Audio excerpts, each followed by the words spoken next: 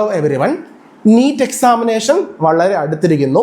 എല്ലാവരും മികച്ച പ്രിപ്പറേഷനിലായിരിക്കും. അപ്പം മാക്സിമം സ്കോർ നമ്മൾ എത്തേണ്ടതുണ്ട്. അപ്പം അതിനായിട്ട് നമ്മൾ എക്സാം ഹാളിൽ നമ്മൾ ചെയ്യാൻ പാടില്ലാത്ത കുറച്ച് അബദ്ധങ്ങൾ നമുക്കറിയാം. നമ്മൾ 3 വർഷമൊക്കെ ആയിട്ട് പ്രിപ്പയർ ചെയ്യായിരിക്കും. അപ്പോൾ ഈ കാര്യങ്ങളൊക്കെ റിസൾട്ട് എന്ന് പറയുന്നത് ഈ 3 മണിക്കൂർ എക്സാമിനേഷൻ്റെ ഈ 3 മണിക്കൂർ നമ്മൾ എന്ത് ചെയ്തു എന്നുള്ളതാണ് റിസൾട്ടിനെ ബാധിക്കുക.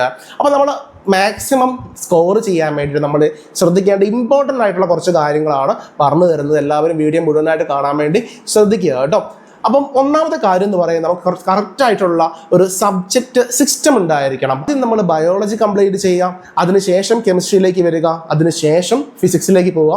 കാരണം നമുക്ക് കുറച്ച് സമയം മാത്രം മതിയായിട്ടുള്ളത് ബയോളജിക്കാണ്. ഇപ്പോൾ വളരെ പെട്ടെന്ന് ക്വസ്റ്റ്യൻസ് കംപ്ലീറ്റ് ചെയ്യാൻ പറ്റുന്ന ബയോളജി ആയതുകൊണ്ട് തന്നെ അത് ആദ്യം കംപ്ലീറ്റ് ചെയ്യുക.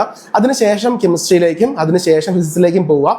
ചില ഫിസിക്സ് ആയിരിക്കും നിങ്ങളുടെ ഫേവറേറ്റ് സബ്ജക്റ്റ് എങ്കിൽ പോലും ടൈം കൺസ്യൂമിംഗ് ആണ് ഫിസിക്സിൻ്റെ ഓരോ ക്വസ്റ്റ്യനും ചെയ്യാൻ. ഇപ്പോൾ ആദ്യമേ നിങ്ങൾ അതിനുവേണ്ടി സമയം കളയരുത്. ബയോളജിയുടെ കാര്യങ്ങൾ കംപ്ലീറ്റ് ചെയ്ത് മാത്രമേ, കാരണം ബയോളജിയിലാണ് കൂടുതൽ ക്വസ്റ്റ്യൻസ് ഉള്ളത്. ബോട്ടണിയും സുവോളജിയും ഉണ്ട്. 45+45 ക്വസ്റ്റ്യൻസ് ഉണ്ട്.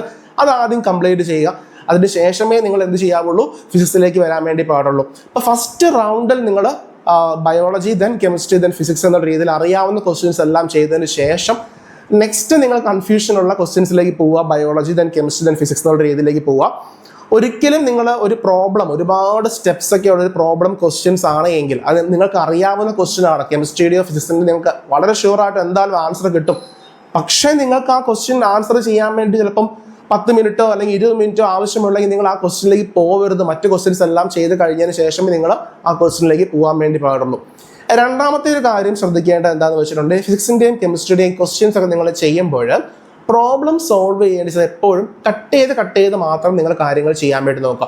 ഒരു ക്വസ്റ്റ്യൻ കിട്ടിയ ക്വസ്റ്റ്യൻ്റെ ആൻസർ കിട്ടാൻ വേണ്ടി ഫുൾ കാര്യങ്ങൾ ഗുണിച്ച് നോക്കുക, അല്ലെങ്കിൽ ഫുൾ കാര്യങ്ങൾ ഹരിച്ചൊക്കെ നോക്കുക. ലോഗരിതം, റൂട്ടൊക്കെ നിങ്ങൾ കൺഫ്യൂഷൻ സ്റ്റക്കായിട്ട് നിൽക്കുക.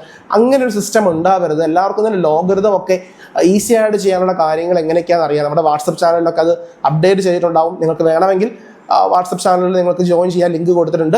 അതല്ല എങ്കിൽ നമുക്ക് ഒന്നും കൂടെ വീഡിയോ ആയിട്ട് ചെയ്യാം. നിങ്ങൾ കമൻറ്റ് ബോക്സിൽ പറഞ്ഞാൽ മതി കേട്ടോ.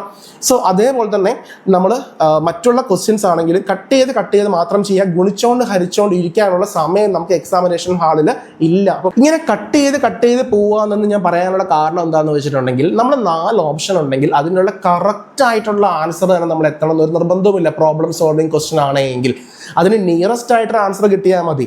അപ്പം നമ്മൾ കട്ട് ചെയ്ത് പോകുമ്പോൾ ഏകദേശം നമുക്ക് അതിന് നിയറസ്റ്റ് ആയിട്ടൊരു ആൻസർ നമുക്ക് കിട്ടും. അത് നമുക്ക് സമയമുള്ളൂ, അല്ലാണ്ട് ഫുൾ നമുക്ക് അക്യൂറേറ്റ് ആയിട്ട് നമുക്ക് ചെയ്യാനുള്ള ഒരു സമയം അവിടെ ഇല്ല.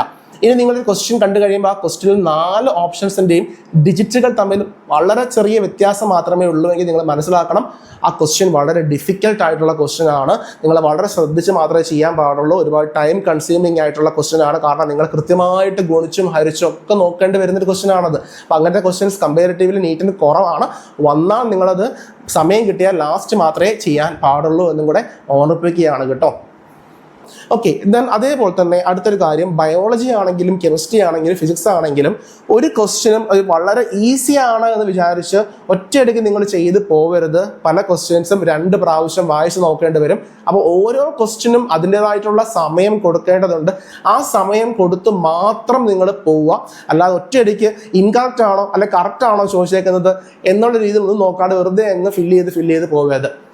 അടുത്ത വളരെ ഇമ്പോർട്ടൻ്റ് ആയിട്ടുള്ളൊരു കാര്യം എന്താണെന്ന് വെച്ചിട്ടുണ്ടെങ്കിൽ, പല കുട്ടികളും ചെയ്യുന്ന ഒരു മണ്ടത്തരമാണ്. അതായത് എക്സാമിനേഷൻ മുഴുവൻ നിങ്ങൾ ചെയ്ത് കഴിയുമ്പോൾ ക്വസ്റ്റ്യൻ എല്ലാം നിങ്ങൾ എക്സാം ഷീറ്റിൽ നിങ്ങളുടെ ക്വസ്റ്റ്യൻ പേപ്പർ നിങ്ങൾ ടിക്കറ്റ് പോവുകയാണ്. അവസാനം പോയിട്ട് OMRലേക്ക് നിങ്ങൾ മാർക്ക് ചെയ്യാൻ വേണ്ടി പോവുകയാണ്. അതൊരിക്കലും ചെയ്യരുത്. പല കുട്ടികൾക്കും അബദ്ധം പറ്റിയിട്ടുണ്ട്. പല കുട്ടികൾക്കും ഫസ്റ്റ് റാങ്ക് വരെ കിട്ടേണ്ട കുട്ടികൾക്ക് അത് മാറിപ്പോയിട്ടുണ്ട്. അപ്പോൾ അതുകൊണ്ട് ഓരോ ക്വസ്റ്റ്യനും ചെയ്യുമ്പോഴും ക്വസ്റ്റ്യൻ ചെയ്ത് ആൻസർ കിട്ടിയാൽ അപ്പോൾ തന്നെ മാർക്ക് ചെയ്ത് പോവുക. അവസാനം എല്ലാം കൂടെ ചെയ്യാമെന്ന് വെച്ചിട്ടുണ്ടെങ്കിൽ പലപ്പോഴും അത് അബദ്ധങ്ങൾ ഉണ്ടാവാറുണ്ട്. അടുത്തൊരു കാര്യം, നമ്മൾ എക്സാമിനേഷൻ ഹാളിൽ നമ്മുടെ ക്വസ്റ്റ്യൻ പേപ്പർ കിട്ടിക്കഴിയുമ്പോൾ ചിലപ്പോൾ ഭയങ്കര ഡിഫിക്കൽട്ടായിട്ട് നിങ്ങൾക്ക് ഫീൽ ചെയ്യാം. ഫസ്റ്റ് അപ്പിയറൻസിൽ എല്ലാ ക്വസ്റ്റ്യൻസും ഒരു 2 പ്രാവശ്യം നിങ്ങൾ നോക്കി കഴിയുമ്പോൾ എല്ലാം നമ്മൾ എപ്പോഴെങ്കിലും കണ്ടിട്ടുള്ള ക്വസ്റ്റ്യൻസ് തന്നെ ആയിരിക്കും. ഇപ്പോൾ കോൺഫിഡൻ്റ് ആയിട്ട് തന്നെ നിങ്ങൾ എന്ത് ചെയ്യുക, ഒരു ക്വസ്റ്റ്യൻ പേപ്പർ പുതുതായിട്ട് കിട്ടിക്കഴിയുമ്പോൾ അപ്പോൾ ഈ ക്വസ്റ്റ്യൻ പേപ്പർ ടഫായിട്ടുള്ള ക്വസ്റ്റ്യൻ പേപ്പർ ആണോ അത് ഈസി ആയിട്ടുള്ള ക്വസ്റ്റ്യൻ പേപ്പർ ആണോ എന്നൊന്നും നിങ്ങൾ ആലോചിക്കേണ്ട. നിങ്ങൾ കൃത്യമായിട്ട് സിസ്റ്റം എന്ത് ചെയ്താൽ മതി, ഫോളോ ചെയ്താൽ മതി. അടുത്തിരിക്കുന്ന കുട്ടികളൊക്കെ വളരെ ഫാസ്റ്റായിട്ട് ചെയ്യുന്നുണ്ട്, എക്സാം ഭയങ്കര ഈസിയാണ്, എനിക്ക് മാത്രം കിട്ടുന്നില്ല എന്ന് വിചാരിക്കരുത്. നമ്മൾ നീറ്റ് എക്സാമിനേഷൻ്റെ ഹാളിൽ ചെന്ന് കഴിഞ്ഞാൽ ഫസ്റ്റ് ടു ലാസ്റ്റ് നമ്മുടെ എക്സാം പേപ്പറിൽ മാത്രം നമ്മൾ ശ്രദ്ധിക്കുക, അപ്പുറത്തോട്ട് ഇപ്പുറത്തൊന്നും നോക്കേണ്ട ആവശ്യമില്ല. സോ മാക്സിമം നമ്മൾ സ്കോർ ചെയ്യാൻ വേണ്ടി റിലാക്സ്ഡ് ആയിട്ട് കോൺഫിഡൻ്റ് ആയിട്ടിരിക്കുക, നന്നായിട്ട് ഉറങ്ങുക. നമുക്ക് എക്സാമിനേഷൻ തലേ ദിവസം നന്നായിട്ട് ഉറങ്ങിപ്പോവുക. അപ്പോൾ അതിനുവേണ്ടി ഈ ദിവസങ്ങളിലും നമ്മുടെ ഉറക്കം, നമ്മുടെ സ്ലീപ്പിംഗ് ടൈമൊക്കെ അതിനുവേണ്ടി എന്ത് ചെയ്യുക, ആ ഒരു ടൈം തന്നെ എന്ത് ചെയ്യുക, അഡ്ജസ്റ്റ് ചെയ്യാൻ വേണ്ടി നോക്കുക. ഓക്കെ, അപ്പോൾ എല്ലാവർക്കും ഓൾ ദി ബെസ്റ്റ്. ഓക്കെ, മറ്റൊരു വീഡിയോ ആയിട്ട് നമുക്ക് കാണാം. Good bye.